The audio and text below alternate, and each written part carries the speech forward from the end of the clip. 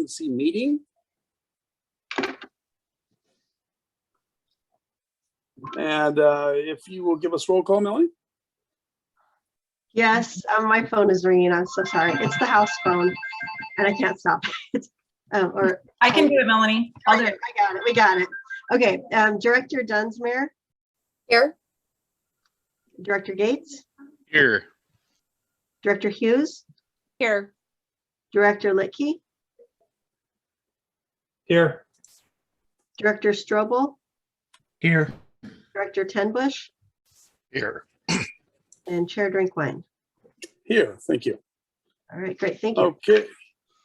We are moving to the first citizen and community group comment. I don't think I have anybody in the queue, but is there anybody there? No? Okay. So we will now move on to the consent agenda. We are approving February 8th, 2021 minutes and approving March 22nd, 2021 minutes. So if I could have a motion to do so. I move to approve. Okay, I'm a first. Do I have a second? Second. Okay, I'm a first and second. All those in favor say aye. Hi. Aye. Okay, consent agenda is done. We are now moving into the public hearing, so I will now go out of the urban renewal and open up the public hearing. We will now open the public hearing to discuss the fiscal year 2021-2022 budget for the Estacada Urban Renewal Agency. Okay, and Denise Carey, if you'll kind of run us through this. I don't have any changes from when you all approved it at the budget committee level. There hasn't been any changes from staff, and there weren't any changes with budget committee. So unless you have any other questions that we didn't answer at the budget committee, I think it's good to go. Okay. Do we have any speaker request forms? Anybody wish to speak on this at all? No? Okay. Are there any questions from the council at all before we go to the end of this? Okay. I will now close the public hearing and go back into the Urban Renewal Agency meeting. And we will ask for a motion. I move to approve resolution. Is it the resolution 2021-002? That is right. Yeah. I move to approve resolution 2021-002, a resolution adopting, appropriating, and declaring tax increment for the 2021-2022 Estacada Urban Renewal Agency budget. Perfect. Can I have a second for that, please? Okay. Okay, I have a first and second. All those in favor say aye. Aye. Aye. All those opposed? Okay, budget passes. Thank you very much. Okay, agency business. We will talk about resolution 2021-002, a resolution adopting and appropriating and declaring tax increment for 2021 and 2022 Estacada Urban Renewal Agency budget. I already did that. Yeah, we just redid that on here. Okay, that's what happens when you read an agenda. It's double time. All right. Project updates. We will go to Matt Lorenzen. Hello, everyone. Look forward to doing this in person real soon. Some of you I've never met in real life before, and I'm looking forward to that. So I'm sitting here at City Hall, and that feels good. I thought I would take the opportunity tonight to just really briefly update you on these two projects that you voted to fund with grant funds from Urban Renewal. I don't have slides or anything like that, but Melanie, if I am able to, I do have share screen privileges. I can show you just a couple of things. So the first one up is the Heritage project at 344 Main. And let's see if I can just pop up. This is the permit set that is going through permitting right now. And I just wanted to give you a quick feel for what the aesthetic of this building is looking like. Is everyone able to see that okay? Okay. So a fairly traditional design. You can see the commercial space below. This balcony that you see would be for the residential space. Everything upstairs is for the residential space. I think it's pretty self-explanatory, but I'll point out a couple of things that maybe are less self-explanatory. You can see this little thing here and this little thing here. That is blade signage that's meant for pedestrians on the sidewalk to be able to see the names of the businesses. And the intent is for there to be lighting underneath that balcony as well that would shine onto that blade signage so it would be visible at night from the pedestrian level. And then what you see here on the side here is another signage opportunity that would also be lit and more visible from a further distance and for vehicles that may be driving by that would identify the business names. So other than that, that's what the design is shaping up like. Of course, you've probably noticed that the existing building has come down in preparation for reconstruction. So they're moving pretty quickly on this. We're going to be putting it through design review within the next week, possibly 2. And that gets done by the Downtown Estacada Commission. And that's a scoring process to just make sure that it's meeting the design standards that are found in the Downtown Design Code. Those include things like making sure that there are pedestrian amenities like the signage that we talked about, that there's proper lighting by the doors, that there's a significant amount of glass on the commercial storefronts to allow visibility in and out of the store.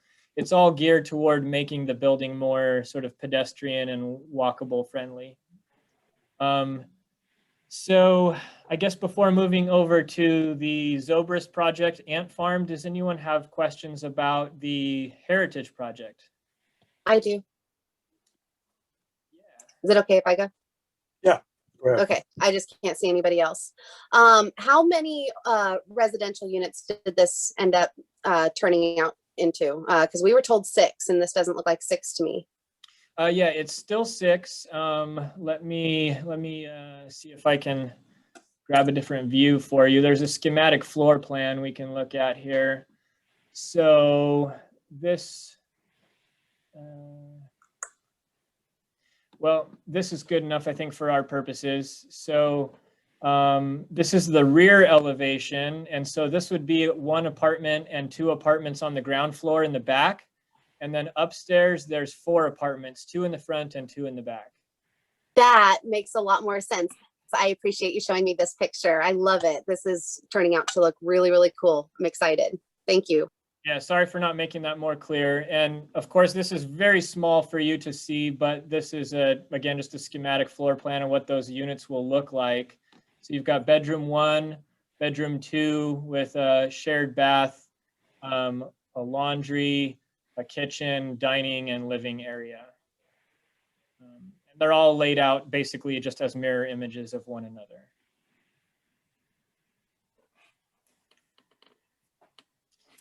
Further questions about the Heritage project? I think you've answered them all. I appreciate that, Matt. I had my hand raised, Mayor, but. Oh, did you? quick question. Okay, go Yep, ahead. no worries. A quick question. Am I seeing this right? There's actually stairs in the side. Is that how you get upstairs? Let's see here. I think I saw a door there. It's hard to see. You may have that. Well, I see this interior stairwell here. So I believe you would come into, to get upstairs for the residents, you would enter through this door and go up a stairwell on the Okay. interior. Is that on the hardware side or is that on the other side? Do you know? If I'm reading this correctly, it says left side elevation, and I believe that would be the hardware store side. Gotcha. Last question is there street lighting or anything, right, going to be in front of that building? I don't recall there being any right now. Spots there.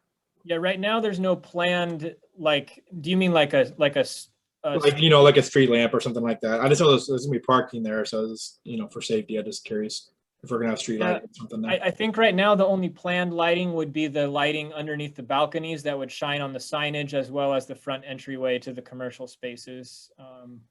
So when we redo Main Street, we'll address all the street lighting along there that isn't there now, and we'll put street lights in just like Broadway has. Sweet. Okay. Yep. Thank you. Okay, any more questions? Okay, Matt, go ahead and continue on. Okay, thank you. So I can We have a little bit, as far as the progress of that goes, I mentioned that it's going for permitting and design review. And then the letter of commitment is in development right now. That's a pretty easy step, but we were just waiting on a second competitive bid for the Main Street project. And so we have that now, so we can do the letter of commitment. Okay, so Zobrist. One other thing, pardon me. I'll share screen again here.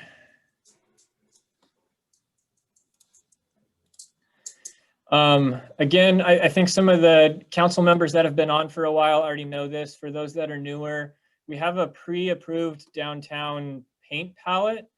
It's pretty extensive in the options that it allows. I believe there are about 150 different colors that folks can choose from, and they're meant to be more historic, sort of muted colors. The colors that have been selected so far for the Main Street project are this 178, sort of a darker gray for the trim, and then this 180, a lighter gray for the body of the building. And then the storefront glass would be trimmed out in black aluminum. So just to give you an idea there. Okay, so Zobrist. We don't have an exterior elevation to show you because it's going to remain essentially unchanged. They're looking at just cleaning up what's there, landscaping, adding the required bicycle parking, just for all intents and purposes, dressing it up, and adding signage, some lighting to shine on that signage. I don't have anything visual to show you on that, but this would be the schematic floor plan of what they're planning for the interior. To orient yourself here, this is actually the front of the building, and this would be the rear. So there's a roll-up door that they're planning here to the left with a normal sized, would that be 80-inch door for the entryway, and then some additional glass on the side. But upgrading the bathroom to meet ADA compliance, having a service counter for when they do add their retail component. And then I'm actually not sure yet, I haven't got an answer back on what these squares represent, but again, it's meant to be a community space where they would have computers available to youth, be able to meet with families and do some of that sort of work, some basic storage area. We do have a letter of commitment out on this one that's ready to be signed by both the city and Ant Farm. As soon as we have those exterior elevations, we can also do design review on it. And we would like to do those on the same meeting to not have too many meetings for the downtown Estacada group. And so again, we'd be looking to do that in the next week, probably 2. So both projects are tracking pretty well. Ant Farm got stuck for a while in the competitive bidding process. He was just having a real challenge getting competitive bids, but he did find 2 bidders, and so we're now moving forward there. And if there are questions on that project, I'd be happy to try and answer those. All right. Any questions for Matt on that building? No, everybody's comfortable with that. That's good. Well, Matt, you did great at explaining. I don't think there's any questions for you. It's pretty easy to understand. Okay, I did remember one thing to update the group on, and that was with regard to when you funded that project, there was a question about whether or not, it was a question regarding the property tax exemption, whether or not the agency could effectively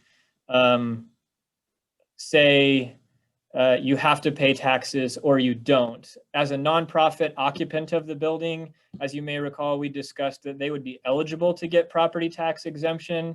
And we talked about whether or not Urban Renewal could contribute to a tax exempt project. I did talk with several Urban Renewal gurus in the state. One consultant, her name is Elaine Howard, and she did let me know that there's no legal issue whatsoever with Urban Renewal contributing to a tax exempt project, especially one that the community believes in and wants to support wholeheartedly. So Good. There's not going to be any language that would deny them that opportunity to receive tax exemption. That's excellent. Excellent. That's the news we like to hear. That falls right into the whole plan. So I'm excited to hear that. We thank you, Matt. That was a great presentation on both places, and we're happy to see these new things coming in, especially on Main Street being one of them. That's going to make a world of difference. That's something to look at. So we're really excited about that. And I think the Zobrist for a community involved type business, or not even a business, a gathering place, is going to be really exciting. So thank you. Anybody have any other questions for Matt? No? All right, Matt, you're off the hook. Okay, hopefully on Main Street, we'll have one more addition. There's a purchaser for Carl Prokop's building, and they're looking to redevelop that property as well. I mean, we'll wait and see how that all shakes out, but their plan is to redevelop there too. Can you give us a hint as to what they're looking at, maybe as a redevelopment? I mean, is it going to be a living upstairs, shops downstairs kind of thing? What we've been looking at already? Yeah, it would be a similar concept to the Heritage Project, but probably just a little bit smaller in scale, probably 2 to 3 units instead of 6. Good. It sounds like we're opening it up to affordable housing in some fashion. So that's good. We're heading in the right direction. So thank you, Matt. Do any of the board members have any comments before I close down the urban renewal meeting? No? All right, I'll give you a few minutes here. You got about a little less than 15 minutes. So